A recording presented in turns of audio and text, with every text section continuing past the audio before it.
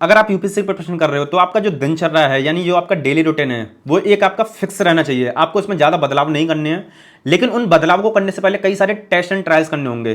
कब आपको पढ़ना है, कब सोना है, कब खाना है, कितने घंटे पढ़ना है, कितने नहीं पढ़ना है, डेली एक्टिविटी क्या होनी चाहिए, टाइम कैसे बचा सकते हो, इन सारे पॉइंट्स के बारे में इस वीडियो में बात करेंगे जो आपका टाइम मैनेजमेंट या डेली शेड्यूल या डेली रूटीन को सेट करने में काफी हेल्पफुल हो सकता है। वीडियो को शुरू से लेकर एंड तक देखना क्योंकि हम काफी सारी चीजों को डिटेल्स में बताएंगे।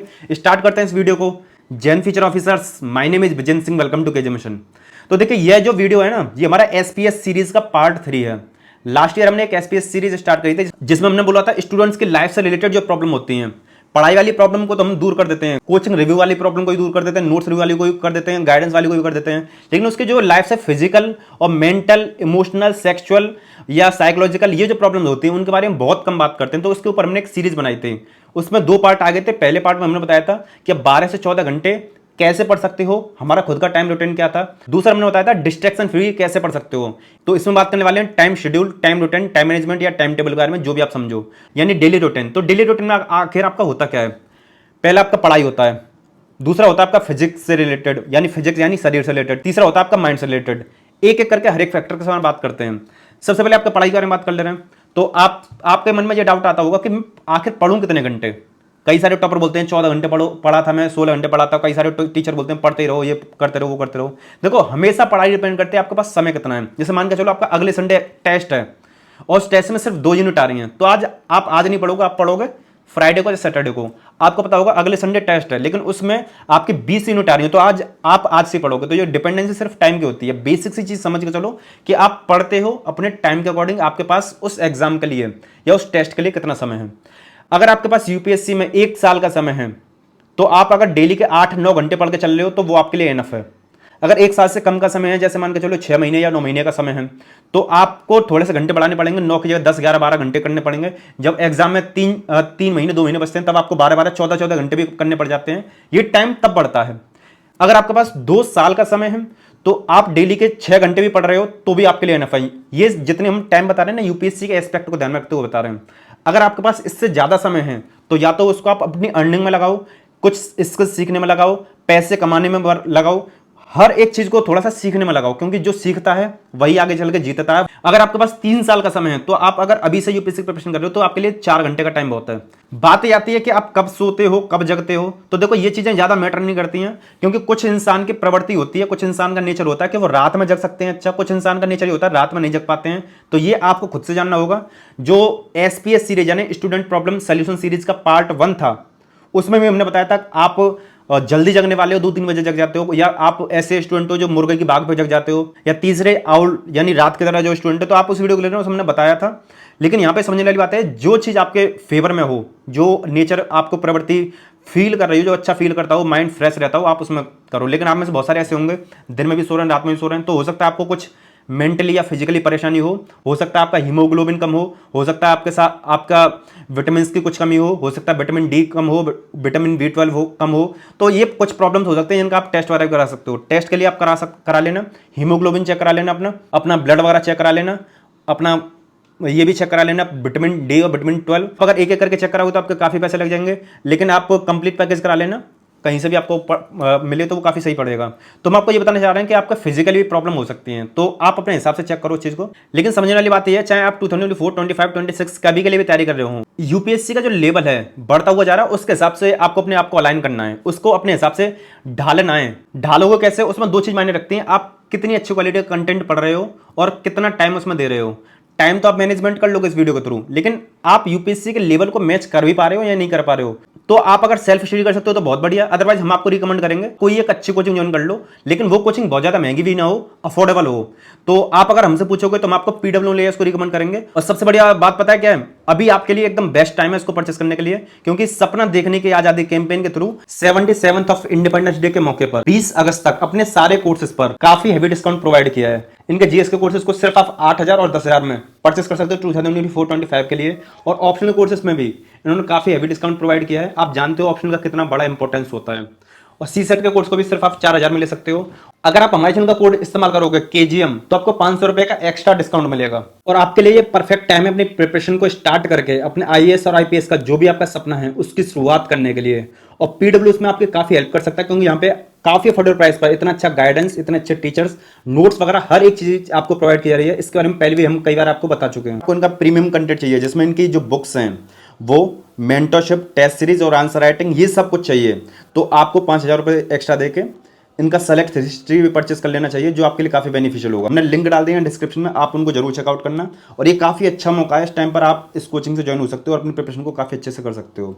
अब बात करते हैं कुछ डेली एक्टिविटीज़ को लेकर जो आपको बहुत ज़रूरी है करना, जिससे आप अपने टाइम को फिक्स कर लोगे, अपने टाइम को शेड्यूल कर लोगे, आप एक पैटर्न की लाइफ जियोगे। यानी एक पैटर्न में चली आ रही है, और यूपीएससी की प्रिपरेशन हो या कोई प्रिपरेशन हो, आपको इसमें ज़्यादा बदलाव नहीं करने होते हैं, एक पैटर्न के तहत चलते हुए आना होता है और जो प्रिपरेशन है उसके लेवल को बढ़ाते हुए जाना होता है।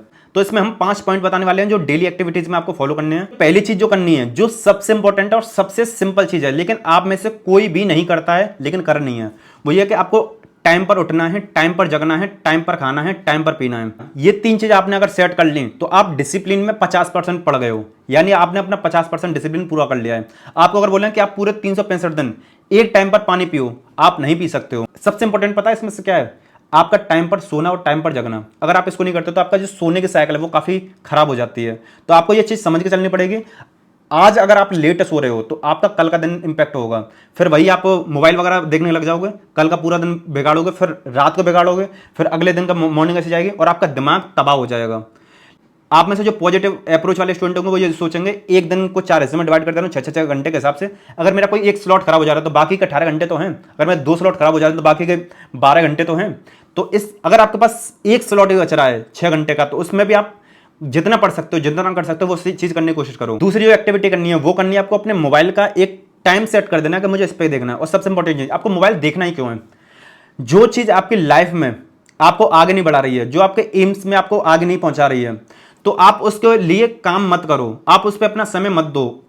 हो सकता है कभी कभी इंटरटेनमेंट के तौर पे आपको देखना पड़ जाए वो, तो वो वीकली कभी हो सकता है, क्योंकि आपका लक्ष्य कोई छोटा नहीं है, बहुत बड़ा लक्ष्य है।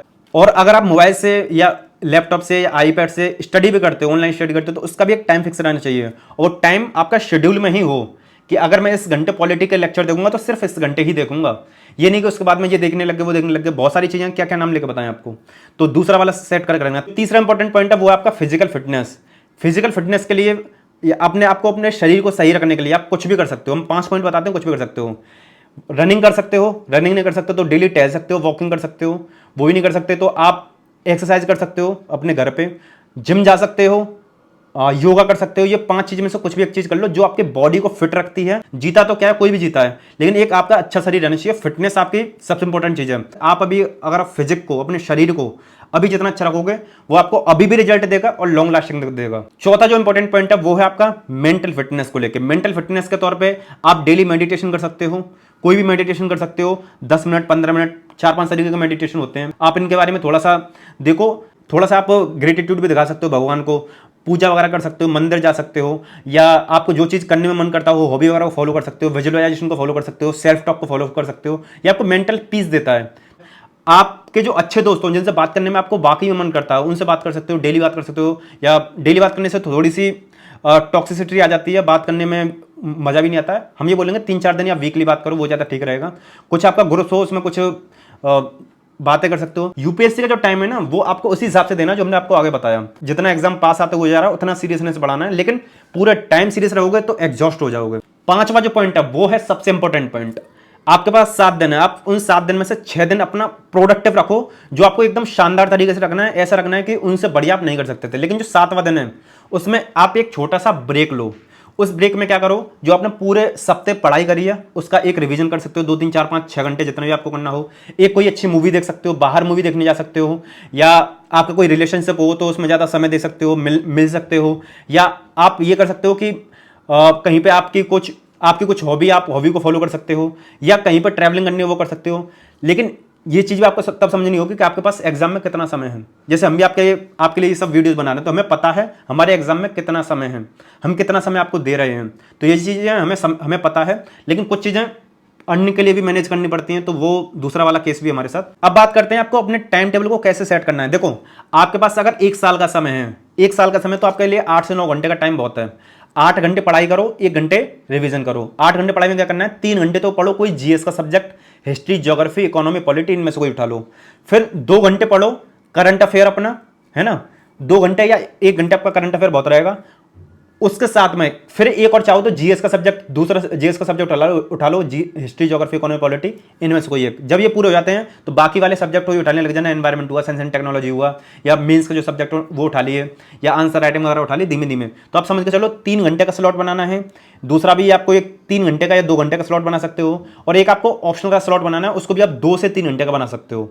उस आपको डेली ये चीज़ें फॉलो करनी है। ऑप्शन आपका 6 महीने में लगभग कवर हो जाएगा। उसके बाद में मेंस वाले सब्जेक्ट फोकस करना, रिवीजन फोकस करना, आंसर राइटिंग फोकस करना, टेस्ट सीरीज फोकस करना, मेंस फोकस, और मेंस के एसए का पेपर, एथिक्स का पेपर, उसको फोकस करना। तो अगर आप डेडिकेटेड होकर पढ़ाई कर रहे हो, 2 साल और 3 साल का समय है, और डेडिकेटेड होकर पढ़ाई कर रहे हो, इसके अलावा और कोई काम नहीं है, तो आप अपने घंटों को बढ़ा भी सकते हो। जरूरी नहीं आप 6 घंटे पढ़ो, 6 घंटे बोले हमने, जरूरी नहीं 4 घंटे पढ़ो, 4 घंटे बोले हमने।